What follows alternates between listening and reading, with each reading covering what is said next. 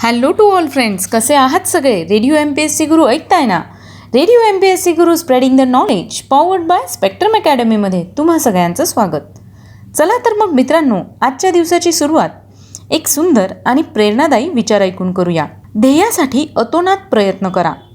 जगाने तुम्हाला वेडे म्हटलं तरी चालेल, कारण वेडेच लोक इतिहास घडवतात आणि शिकलेले लोक तो इतिहास वाचतात. तर मित्रांनो, हा होता आजचा प्रेरणादायी विचार.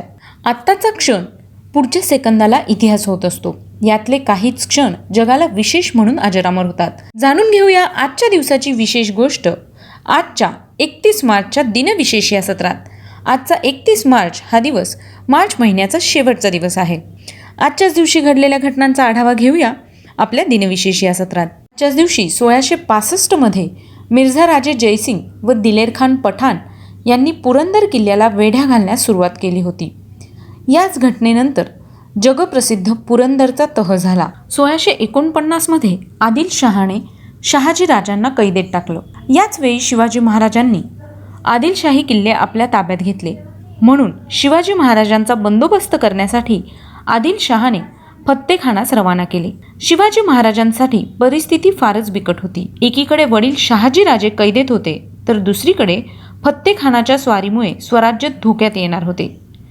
महाराजांनी यावेळी लढाईसाठी पुरंदर किल्ल्याची जागा निवडली. मात्र यावेळी गड मराठ्यांच्या ताब्यात नव्हता. महादजी निळकंठराव यांच्या ताब्यात किल्ला होता.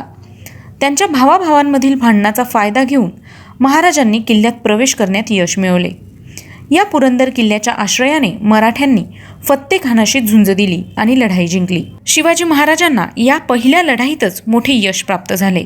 1655 शिवाजी राजांनी नेताजी पालकर यास गडाचा सरनौबत नेमले. मिर्झा राजा जयसिंह 80,000 स्वार बरोबरीने दिलेर खान 5,000 पठाण घेऊन शिवाजी महाराजांचे पारिपत्य करण्यासाठी निघाला होता. मिर्झा राजांनी पुरंदरला वेढा घातला. दिलेर खानाने वज्रगडाचा ताबा घेतला. वज्रगडावरून पुरंदरवर तोफांचा मारा सुरू करण्यात आला. तोफांच्या हल्ल्याने पुरंदरला खिंडार पडले. मोगल सेनेने किल्ल्यात प्रवेश केला. माचीवर खानाचे आणि मुरारबाजीचे घणघोर युद्ध झाले. मुरारबाजी पडला आणि त्याचबरोबर पुरंदरही पडला.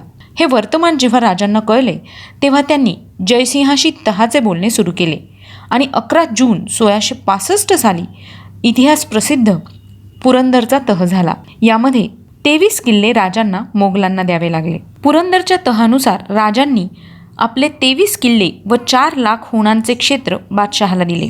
राजांच्या ताब्यात त्यावेळी 12 किल्ले आणि लाख होणांचे क्षेत्र राहिले. मिर्झा राजांनी 40 लाखांची खंडणी राजांवर लादली आणि वार्षिक 3 लाखांचे हप्ते ठरले. पुरंदर तहातील कलमांची पूर्तता होईपर्यंत संभाजीराजे मिर्झा राजांकडे ओलीस म्हणून राहिले होते. चला तर मग आता आपण पुरंदरच्या तहानंतर वळूया पुढच्या घटनेकडे. आजच्याच दिवशी 1843 साली नाटककार बळवंत पांडुरंग तथा अण्णासाहेब किर्लोस्कर यांचा जन्म झाला. हे मराठी भाषेतील पहिले संगीत नाटककार, गायक, नट आणि नाट्यशिक्षक होते. त्यांचा मृत्यू 2 नोव्हेंबर 1885 रोजी झाला. आजच्याच दिवशी 1504 साली शिखांचे दुसरे गुरु अंगद देव यांचा जन्म झाला. ते 1539 ते 1552 या काळात शिखांचे गुरु होते. त्यांचा मृत्यू 29 मार्च 1552 रोजी झाला. आजच्याच दिवशी 1867 साली डॉक्टर आत्माराम पांडुरंग यांनी प्रार्थना समाजाची स्थापना केली. सुबोध पत्रिका या नावाचे मुखपत्रही प्रार्थना समाजाने चालविले होते. पुण्यातही बुधवार पेठेत प्रार्थना समाजाची एक शाखा आहे. मुंबईतले प्रार्थना समाजाचे मुख्यालय गिरगावात वल्लभभाई पटेल रोड आणि विठ्ठलभाई पटेल रोड यांनी बनवलेल्या चौकाजवळ आहे. याचे जुने नाव सँडहर्ट्स रोड असे देखील होते. आजच्याच दिवशी 1871 स्वातंत्र्य सैनिक कर्नाटक सिंह गंगाधर बाळकृष्ण देशपांडे यांचा जन्म झाला. त्यांचा मृत्यू 30 जुलै 1960 रोजी झाला. आजच्याच दिवशी 1865 साली भारतातील पहिल्या महिला डॉक्टर आनंदीबाई गोपाळराव जोशी यांचा जन्म झाला. आनंदीबाईंचे पूर्वाश्रमीचे नाव यमुना होते. जुन्या कल्याण परिसरातील पारनाका इथे राहणाऱ्या गणपतराव अमृतेश्वर जोशी यांच्या त्या ज्येष्ठ कन्या होत्या. त्यांचा मृत्यू 26 फेब्रुवारी 1887 रोजी झाला. आजच्याच दिवशी 1934 साली भारतीय कवी आणि लेखक कमला सुरैया यांचा जन्म झाला. त्यांचा मृत्यू 31 मे 2009 साली झाला. आजच्याच दिवशी 1938 साली दिल्लीच्या मुख्यमंत्री शीला दीक्षित यांचा जन्म झाला. त्या 15 वर्ष मुख्यमंत्री होत्या. शीला दीक्षित या भारतीय राजकारणी असून भारताच्या दिल्ली राज्याच्या मुख्यमंत्री होत्या. त्या भारतीय राष्ट्रीय काँग्रेस पक्षाच्या सदस्य होत्या.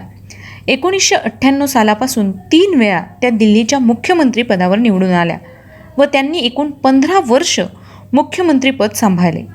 2013 दिल्ली विधानसभा निवडणुकीमध्ये आम आदमी पार्टीच्या अरविंद केजरीवालांनी शीला दीक्षित यांना नवी दिल्ली विधानसभा मतदारसंघामध्ये पराभूत केले. आजच्याच दिवशी 1964 साली मुंबईतील विजेवर चालणाऱ्या ट्रॅम बंद झाल्या. 31 मार्च 1964 रोजी रात्री 10 वाजता बोरी बंदर ते दादर शेवटची ट्रॅम गाडी धावली. शेवटच्या दिवशी हजारो मुंबईकरांनी तिला दुतर्फा प्रचंड गर्दी करून निरोप दिला. त्या दिवशी 71,947 प्रवाशांनी ट्रॅममधून प्रवास केला. त्याचे उत्पन्न 4,260 रुपये इतके होते. आजच्याच दिवशी 1972 साली अभिनेत्री महजबीन बानो उर्फ मीना कुमारी यांचं निधन झालं.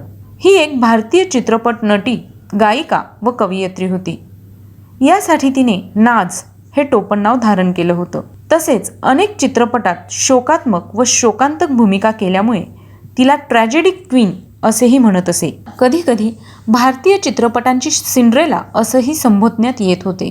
मीना कुमारी हिचा जन्म 1 ऑगस्ट 1932 रोजी झाला. आजच्याच दिवशी 1987 साली भारतीय बुद्धिबळ खेळाडू हम्पी कोनेरू यांचा जन्म झाला. भारतीय ग्रँडमास्टर कोनेरू हम्पी 2019 मध्ये महिला विश्व रॅपिड चॅम्पियन बनली होती. आजच्याच दिवशी 2001 साली सचिन तेंडुलकर याने एक दिवसीय सामन्यात 10,000 धावा पूर्ण केल्या. सध्याच्या घडीला जगात केवळ 14 खेळाडू आहेत ज्यांनी 10,000 पेक्षा अधिक धावा केल्या आहेत. आजच्याच दिवशी 2002 साली भारतीय कार्यकर्ते आणि राजकारणी मोतुरू उदायम यांचं निधन झालं. त्यांचा जन्म 13 ऑक्टोबर 1924 रोजी झाला.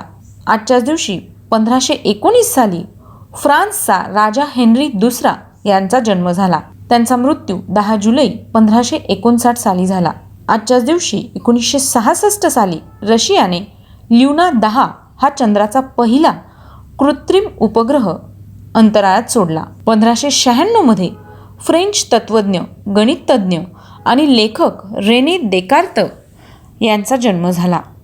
त्यांचा मृत्यू 11 फेब्रुवारी 1650 रोजी झाला. आजच्याच दिवशी 1889 मध्ये आयफेल टॉवरचे उद्घाटन झाले.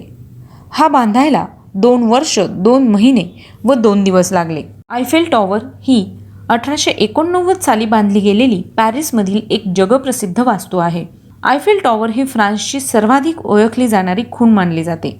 आयफेल टॉवर 324 मीटर म्हणजेच 1063 फूट उंच आहे व त्याला 3 मजले आहेत. गुस्ताव आयफेल ह्या फ्रेंच वास्तुशास्त्रकाराला आयफेल टॉवर निर्मितीचे श्रेय दिले जाते. फ्रेंच क्रांतीला 100 वर्ष पूर्ण झाल्याच्या प्रित्यर्थ सुमारे 300 कामगारांनी 18,038 अतिशुद्ध लोखंडाचे भाग वापरून आयफेल टॉवर बांधला आहे. आयफेल टॉवर पॅरिसमधील सर्वात उंच इमारत आहे. 1889 ते 1930 या काळादरम्यान जगातील सर्वात उंच इमारत म्हणून आयफेल टॉवरला ओळखलं जायचं. 1887 ते 1889 या काळात हे बांधकाम करण्यात आलं. 31 मार्च 1889 रोजी त्याचे उद्घाटन झाले व 6 मे 1889 रोजी आयफेल टॉवर लोकांसाठी खुला करण्यात आला.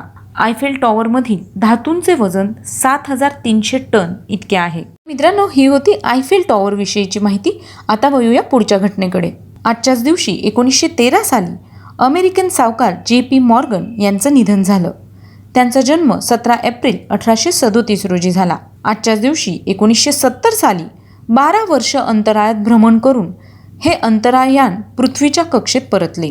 आजच्याच दिवशी 1978 साली इन्सुलिनचे सहनिर्माते चार्ल्स हर्बर्ट बेस्ट यांचं निधन झालं.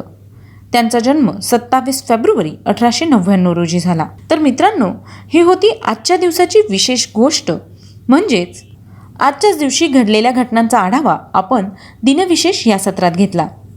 चला तर मग पुन्हा भेटूया उद्याच्या दिनविशेष या सत्रात. हो, आम्हाला तुमचे फीडबॅक द्यायला विसरू नका. त्यासाठीचा आमचा व्हॉट्सअप क्रमांक आहे 8698 म्हणजेच 8698869880. ऐकत रहा radio MPSC Guru, spreading the knowledge, powered by spectrum academy.